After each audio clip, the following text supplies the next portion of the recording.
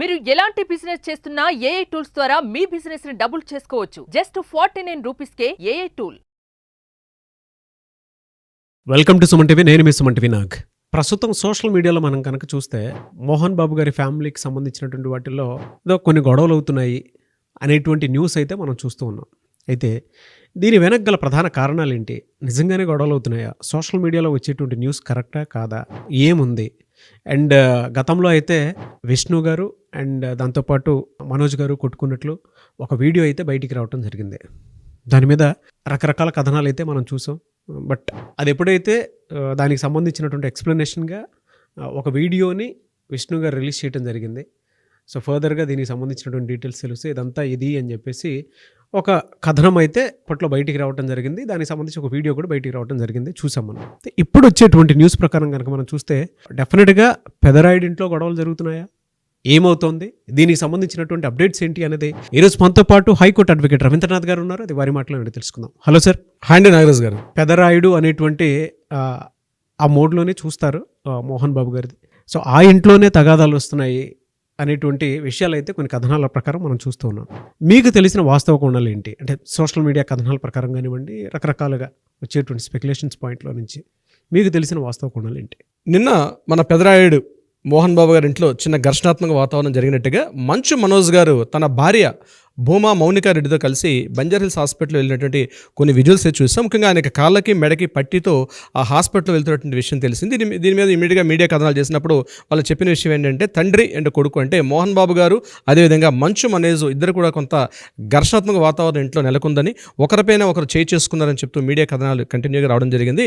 ఇమీడియట్గా 100కి డైల్ చేసిన తర్వాత మంచు మనోజ్ గారు డైల్ చేసి నా ఫాదర్ నన్ను ఇట్లా కొట్టారని చెప్పిన తర్వాత ఆయన అక్కడి నుంచి హాస్పిటల్ అడ్మిట్ అవ్వడం కోసం చెప్పి నిన్న బంజారాహిల్స్ చూస్తున్నటువంటి విజువల్స్ అయితే మనం చూసాం. దీనికి సంబంధించి మంచు మనోజ్ గారు అండ్ భూమా మౌనికారెడ్డి గారు ఆస్తికి సంబంధించి మోహన్ బాబు గారితో కొన్ని ఆస్తి తగాదాలు ఉన్నట్టుగా కూడా కంటిన్యూగా మీడియా కథనాలు వస్తున్నాయి. అయితే దీనికి సంబంధించి మీడియా కథనాల ముందు అసలు మంచు మోహన్ బాబు గారి యొక్క వాళ్ళ యొక్క ఫ్యామిలీ ఏంటి, వాళ్ళ డీటెయిల్స్ ఏంటి కొన్ని వివరించే ప్రయత్నం చేసిన తర్వాత అప్పుడు ఈ ఆస్తి తగాదా ఎలా ఉంటుంది, అసలు ప్రాపర్టీ ఏంటి, దేని కిందకు వచ్చింది, మనకున్నటువంటి కొంత మీడియా కథనాల ద్వారా కావచ్చు, మనకున్న న్యాయ పరిజ్ఞానం ద్వారా మీకు అందించే ప్రయత్నం చేస్తాను నాగరాజ్ గారు. ముందుగా మంచు మోహన్ బాబు గారు నిజంగా ముక్కుసూటి మనిషి, నిగర్వి, చాలా అద్భుతమైన వ్యక్తి. ఎందుకంటే నటన రంగంలో ఆయనకంటూ ఒక విలక్షణటువంటి తనకంటూ ఒక పాత్ర ఉంది, తనకంటూ ఒక రిమార్క్ వేసుకున్న వ్యక్తి, అందులో నో డౌట్ ఎట్ ఆల్ ఒక అద్భుతమైన వ్యక్తిగా చెప్పుకోవచ్చు. అతి చిన్న స్థాయి నుంచి కూడా అంచెలంచెలుగా ఎదిగి చెన్నై మహానగరంలో కూడా అనేక వీధుల్లో రోడ్ల మీద తిరుగుతూ కూడా అనేక మంది దర్శక నిర్మాతలను సంప్రదించి తన విలక్షణటువంటి నటనతోటి తనకంటూ ఒక పాత్రని ఏర్పాటు చేసుకుని అందులో no doubt at all. Not only ఒక నటన రంగం కాకుండా తను ఎడ్యుకేషన్ సిస్టంలో కూడా తనకంటూ ఒక పాత్ర పోషించాడు. ఎందుకంటే వాళ్ళ ఫాదర్ నారాయణ స్వామి నాయుడు గారు, ఇతని యొక్క అసలు పేరు పూర్తిగా భక్తవత్సల నాయుడు, మోహన్ బాబు గారి అసలు పేరు. ఇతను చిత్తూరు డిస్ట్రిక్ట్లో మోదుగూరపల్లి అని చెప్పి ఆ ప్రాంతంలో ఉన్న వ్యక్తి. ఒక పీడీ అంటే ఫిజికల్ డైరెక్టర్, యాక్చువల్గా ఒక డ్రిల్ మాస్టర్గా వాళ్ళ అబ్బాయిగా పనిచేస్తూ ఈయన కూడా డ్రిల్ మాస్టర్ వర్క్ చేస్తూ ఆ ఎడ్యుకేషన్ సిస్టమ్ మీద తనకున్న ఇంట్రెస్ట్ ఇన్ని సంవత్సరాలుగా 40 సంవత్సరాలు 50 సంవత్సరాలుగా నటనారంగం ఉన్నప్పుడు కూడా మళ్ళీ ఆ డ్రిల్ మాస్టర్ ఆ ఎడ్యుకేషన్ సిస్టమ్ని విడిచిపెట్టకుండా తిరుపతిలో దగ్గరగా ఆయన ఒక స్కూల్ కూడా ఏర్పాటు చేశారు, సరస్వతి విద్యానికేతన్. ఆ సరస్వతి విద్యానికేతన్కి ఆయనకి ప్రో ఛాన్సలర్గా వర్క్ చేస్తున్నారు ఇప్పుడు మనకి మంచు విష్ణుబాబు గారు. ఇక్కడికైతే ఇన్ఫర్మేషన్. సో ఈయన యొక్క ఫ్యామిలీ డీటెయిల్స్లోకి మనం వెళ్ళే ప్రయత్నం చేద్దాం నాగరాజ్ గారు. మంచు మోహన్ బాబు గారి యొక్క మొదటి భార్య విద్యాదేవి గారు, విద్యాదేవి గారికి పుట్టినవారు లక్ష్మీ ప్రసన్న అండ్ మంచు విష్ణుబాబు గారు. వీళ్ళిద్దరు జన్మించిన తర్వాత కొన్ని కారణాల రీత్యా ఆవిడ అకాల మరణం చెందిన తర్వాత విద్యాదేవి గారి యొక్క సిస్టర్ అయినటువంటి నిర్మలాదేవిని ఈయన మ్యారేజ్ చేసుకున్నారు. నిర్మలాదేవికి పుట్టినటువంటి వ్యక్తి మంచు మనోజ్ గారు. మొత్తానికి అందరూ కూడా ఒకటే ఫ్యామిలీ. అక్క చనిపోయిన తర్వాత చెల్లిని మ్యారేజ్ చేసుకోవడం, అక్కకి 2 పిల్లలు, చెల్లితో పాటు ఉన్నటువంటి వ్యక్తి మంచు మనోజ్ బాబు గారు. టోటల్గా వీళ్ళందరూ కలిసి ఇప్పటివరకు చాలా హ్యాపీ వాతావరణంలో అన్ని రకాలుగా చేసుకున్నారు. ఇందులో మంచు విష్ణుని మాత్రం కంప్లీట్గా ఆయన ఒక ఎడ్యుకేషన్ సిస్టంలో పంపిద్దాం, ఒక ఐపీఎస్ ఆఫీసర్ చేద్దామని కూడా గతంలో ఒక ఇంటర్వ్యూలో మోహన్ బాబు గారు కూడా చెప్పడం జరిగింది. కానీ ఆయన సినిమా రంగం మీద ఇంట్రెస్ట్ మీద మంచు విష్ణు గారు కంప్లీట్గా ఇటువైపు రావడం జరిగింది. మంచు లక్ష్మి గారు కూడా కొంత సినిమా రంగానికి వచ్చారు.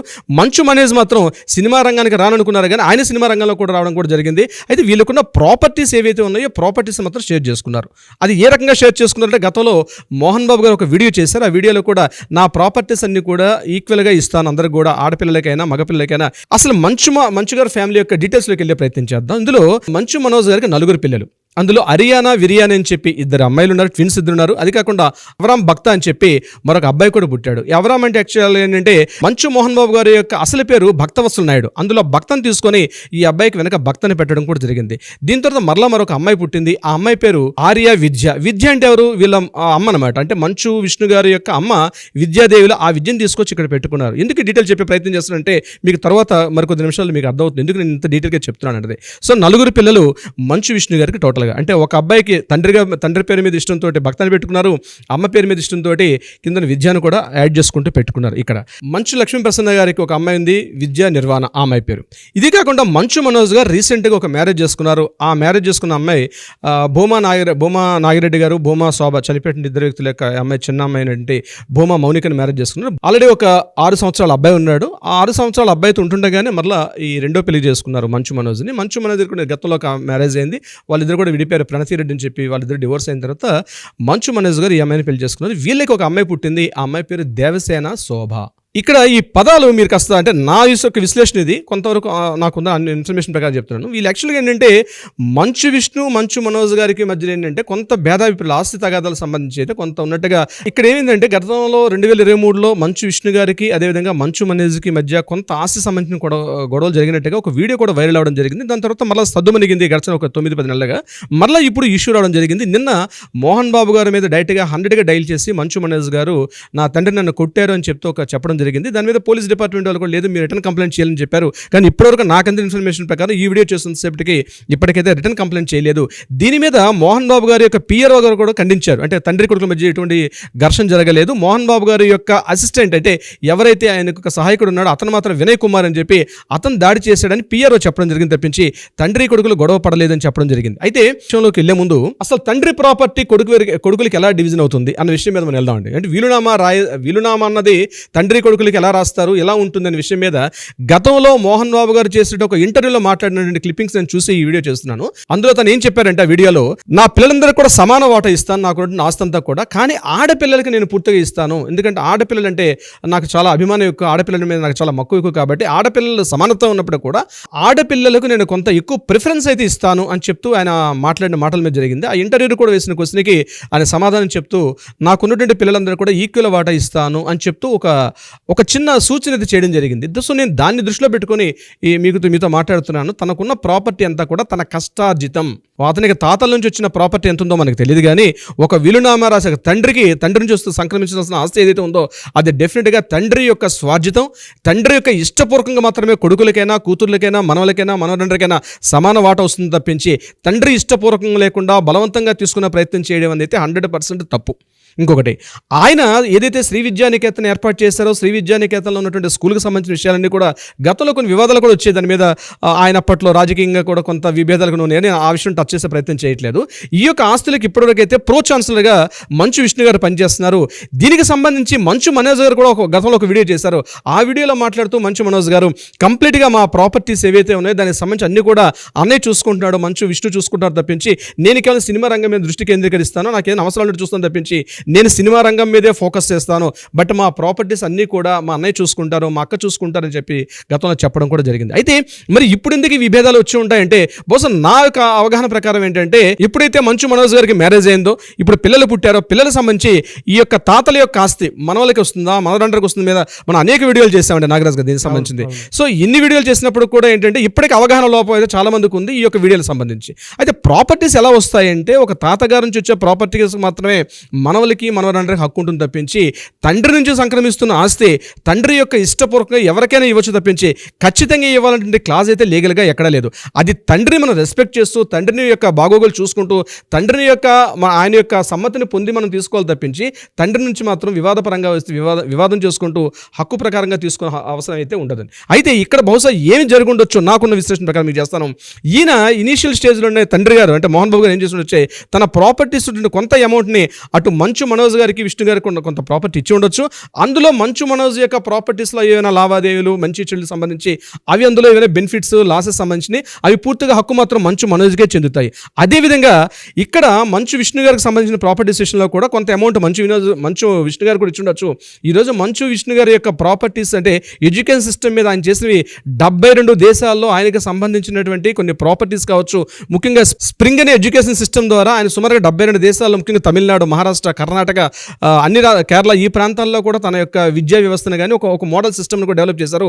దానికి పూర్తిగా మంచు విష్ణు గారు దానికైతే ప్రో ఛాన్సలర్గా వర్క్ చేస్తున్నారు. ఎడ్యుకేషన్ సిస్టమ్లో మొత్తం తనకంటూ ఒక కేటగిరీ ఉంటూ వెళ్తున్నారు. ఇక్కడ బహుశా నేను అనుకుంటాను ఏంటంటే ఆస్తి తగాదాల్లో ఈ డిఫరెన్షియేట్ వచ్చి ఉండొచ్చు. అంటే ఆయన సంపాదించిన ప్రాపర్టీ కాకుండా ఆయన అయితే ఇచ్చిన అమౌంట్స్ ఏవైతే ఉంటాయో కొంత మిస్యూజ్ జరిగి ఉండొచ్చు. ఇక్కడ ఈ ప్రాపర్టీస్లో మంచు విష్ణు గారికి ఇచ్చినటువంటి ప్రాపర్టీ వాల్యూ మాత్రం ఈ రోజున లెక్కల ప్రకారం మాత్రం కొంత డెవలప్ అయితే డెఫినెట్గా జరిగింది. మనకు అందిన ఇన్ఫర్మేషన్ ప్రకారం, మనకున్న సమాచారం మేరకు, ఉన్నటువంటి మీడియా సమాచారం ప్రకారం అయితే ఉంది. మోహన్ బాబు గారు గతంలో చేసిన వీడియో ప్రకారం అయితే ప్రాపర్టీస్ డివిజన్ చేసేటప్పుడు అమ్మాయిలు కాస్త నాకు ఇష్టం, అమ్మాయిలకి నేను ఎక్కువగా ఇంపార్టెన్స్ ఇస్తానని చెప్తూ నేను ఆ రకంగా ఆలోచిస్తానని చెప్పడం కూడా జరిగింది. బహుశా ఇప్పుడు మనం ఉన్న లెక్కల ప్రకారం వేసుకుంటే మంచు లక్ష్మి గారికి ఒక అమ్మాయి ఉంది, అదేవిధంగా మంచు విష్ణు గారికి 3 అమ్మాయిలు ఉన్నారు. మంచు మనోజ్ గారికి రీసెంట్గా అమ్మాయి పుట్టింది, దేవసేన అనే అమ్మాయి, దేవసేన శోభన పుట్టింది. బహుశా ఇక్కడ ఈ ఇద్దరు అంటే లక్ష్మి గారికి అదేవిధంగా మనకున్నటువంటి విష్ణు గారికి ప్రాపర్టీ వాల్యూ ఎక్కువగా ఉండొచ్చు. అదేవిధంగా ఆ షేరింగ్ ఆయన చెప్పినటువంటి వీడియో ప్రకారం చెప్తున్నాను, మన దేవసేన అయితే మంచు మనోజ్ గారి యొక్క అమ్మాయికి తక్కువ వచ్చే అవకాశం ఉండొచ్చు.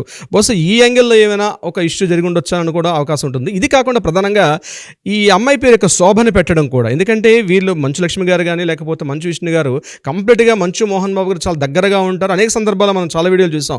ఆ డిఫరెన్షియేట్ మనకి కొద్దిగా కనిపిస్తుంది కొన్ని కాస్త పరిశీలించి చూడగలిగితే. ఇక్కడ శోభాని పేరు పెట్టుకొని పేరెంట్స్కి దగ్గరగా లేకపోవడం అన్నది కూడా బహుశా ముక్కుసూటి మనిషి, డిసిప్లిన్ ఉన్నటువంటి వ్యక్తి, క్రమశిక్షణకు మారుపేరుగా ఉన్నటువంటి వ్యక్తి.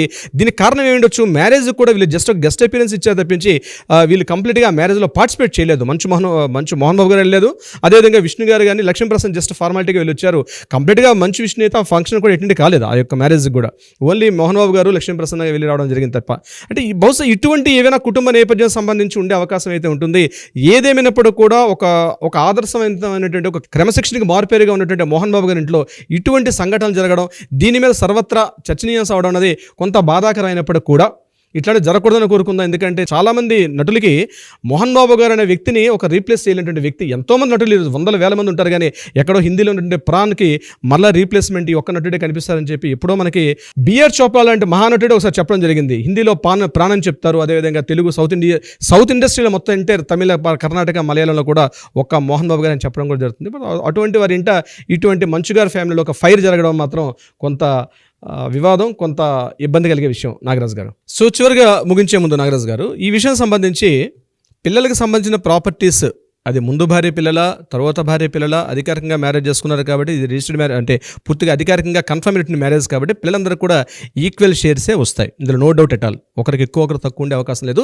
ఇక్కడ గుర్తుపెట్టుకోవాల్సింది ఏంటంటే ఇది స్వార్జితం యొక్క ప్రాపర్టీ. మోహన్ బాబు గారు తన కష్టార్జితంతో సంపాదించుకున్న ప్రాపర్టీ తప్ప పూర్వీకుల ఆస్తి అంటే ఏన్షియంటర్ ప్రాపర్టీ కాదు. కాబట్టి తను రాసుకున్న వీలునామాలో తను ఇంతకుముందు వీడియో ప్రకారం మీకు ఇంతకుముందు గతంలో చెప్పాను, అందరికీ ఈక్వల్గా పార్ట్సే వస్తాయి, నేను అందరికీ ఈక్వల్గా పార్ట్స్ వస్తాయని చెప్పడం జరిగింది. అయితే ఎక్కువ తక్కువ ఉంది, దట్ ఇస్ ఆయన వీలునామాలో ఏం అల్టిమేట్ రాస్తే యాజ్ ఇట్ ఈస్గా ఆ వీలునామాలో ఉన్న హక్కులు పిల్లలకు సంక్రమిస్తే తప్పించి వాటి మీద యుద్ధాలు చేసుకోవడం, గొడవలు పడడం, బజార్న పడడం అనేది కరెక్ట్ అయినటువంటి విషయం అయితే కాదు నాగరాజ్ గారు. అట్లా జరగకూడదని ఆశిద్దాం మనం. డెఫినెట్గా అండి, చూద్దామండి ఏ మేరకు ఉంటుంది అనేది. Anyways thank you so much Ravindranath గారు. Thank you so much Nagaraj గారు.